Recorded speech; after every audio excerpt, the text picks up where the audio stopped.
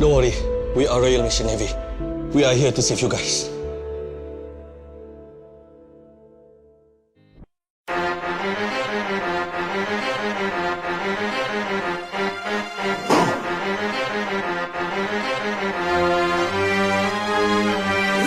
Udara bawa air dalam hutan.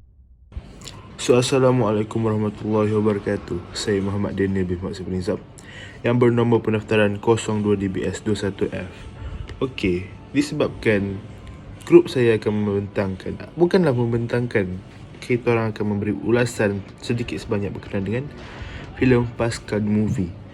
Tapi sebelum saya memberi kepada ahli kumpulan saya untuk menerangkan ataupun memberi ulasan berkenaan dengan filem ini, saya akan menerangkan kepada anda semua apa itu Pascal.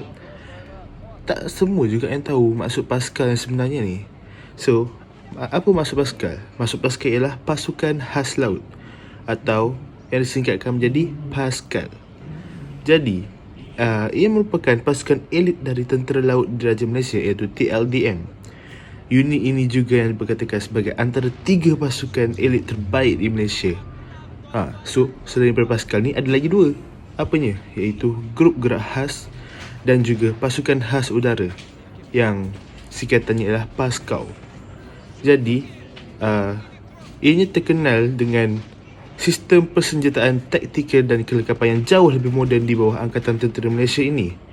Ia mula beroperasi pada tahun 1 Oktober 1980 di kawasan perairan Malaysia dan menjalankan 3 cabang operasi meliputi udara, laut dan darat.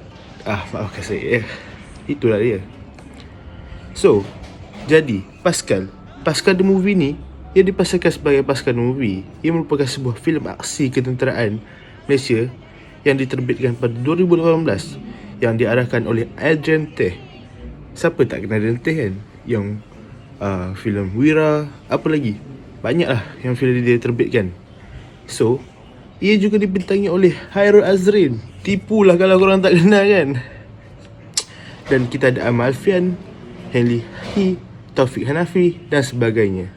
So, filem ini juga berdasarkan dari kisah benar. Ia mengisahkan tentang kepayahan pasukan elit Tentera Udara Laut di Malaysia iaitu TLDM ataupun Pascal dalam misi merampas kembali kapal dagang MV Bunga Laurel daripada Lanun Somalia di Teluk Eden pada 2011.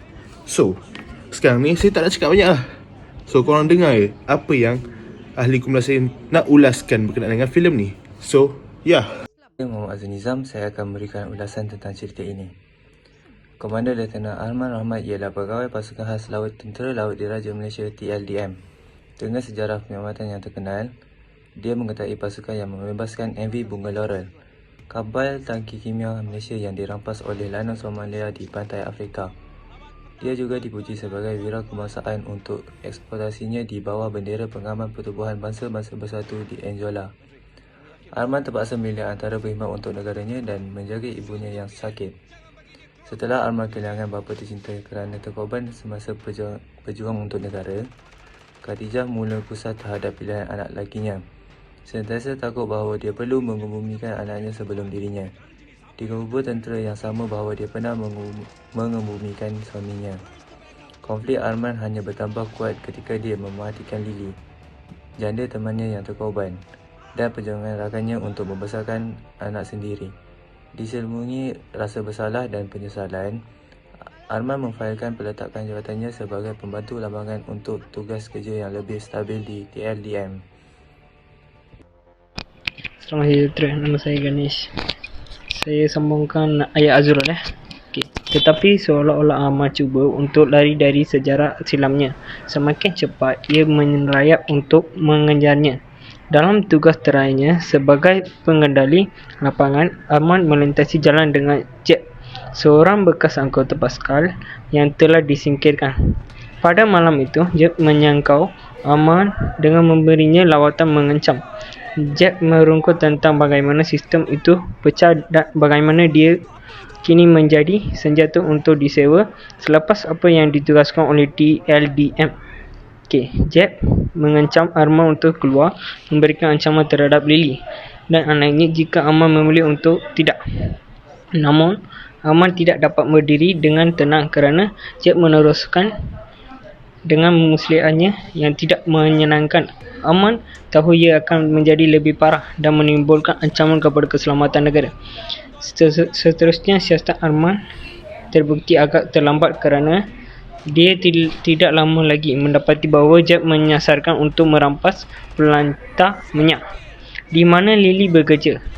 Arman membuat panggilan untuk berkumpul semula rakam sepasukannya dan mengetepikan pesawat penerbangan C-130 bersiap sedia untuk melompat haluh seumur hidup menghadapi masa lalu dan akhirnya memainkan apa yang dimaksudkan sebagai pengoperasian Pascal. Sekian, terima kasih. Jap. Video tak habis lagi. Okey. Last sebelum korang tamatkan tengok video ni, apa yang saya nak cakap, apa yang kita boleh simpulkan, setiap filem yang kita tengok, yang kita tak kisahlah filem apa pun, setiap filem tu pasti akan ada satu pengajaran dan juga nilai yang kita boleh terapkan dalam kehidupan kita. Contohnya lah macam berkaitan hidup, kita boleh ambilkan tu sebagai pengajaran. Kita boleh belajar daripada kesilapan yang dibuat dalam filem tu. So kita just macam alert dengan tak alert je. Tak gitu. So apa yang boleh saya simpulkan dekat sini, apa yang saya boleh berilah kat sini, nilai-nilai dia, pengajaran dia. Tapi ada satu pihak yang menyatakan yang filem ni memberi kesedaran kepada segenap lapisan masyarakat untuk menghargai jasa dan pengorbanan para pejuang negara. Yes, that's true. Sebab kita boleh tengok dalam filem ni, kita boleh tengok cerita dia macam mana para pejuang, para tentera kita berkorban nyawa dan raga dia orang untuk selamatkan satu negara, untuk selamatkan kita semua. So kita ni hidup dalam keadaan harmoni, tahu tak? So selain tu lagi, apa yang kita boleh ambil ialah contohnya Arman. Dia cinta akan negara dia. Dia sanggup berjuang, berkorban, digadai nyawa dia semata-mata untuk selamatkan ataupun memastikan negara kita selamat. Yang kedua, dia juga tak lupa tanggungjawab sebagai seorang anak. Jadi di situ kita boleh anggapkan dia sangat menyayangi keluarga dia. So dekat situ kita boleh tengoklah keseimbangan antara keluarga dan juga negara. Dia kena seimbang lah, balance lah hidup kita kan. Nak buat apa-apa pun kena berfikir. Okay, so setakat tu daripada saya. Dan juga tak lupa juga dengan ahli kumpulan saya. So terima kasih kerana menonton, memberi masa ataupun meluangkan masa anda untuk video yang kami buat ni. So terima kasih pada pejuang negara. Terima kasih semua. Assalamualaikum warahmatullahi wabarakatuh. How many kingdoms know nothing of us?